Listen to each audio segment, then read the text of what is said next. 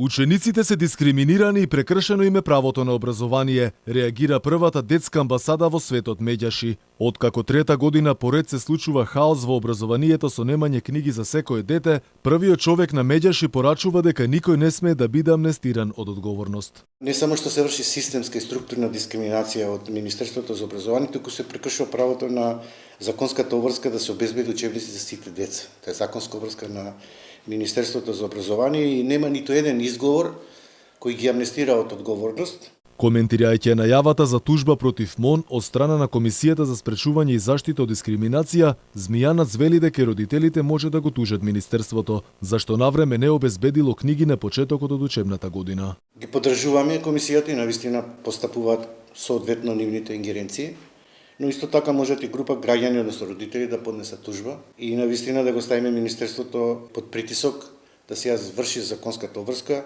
И Синдикатот за образование и наука вели дека мора да има одговорност за немањето учебници. Овој проблем е проблем и дека треба да се надмине доколку сакам искрено да имаме солиден образовен систем. Спротивно, те ќе импровизираме настава, наставниците дефинитивно се креативни, се трудолюбиви, меѓутоа тоа не е доволно за да учениците ги совладаат тие знаења. Неделков додава и дека без книги не се само основците, туку и учениците од средно стручно образование, кои со години немаат книги, па така во прашање се доведува знаењето на учениците.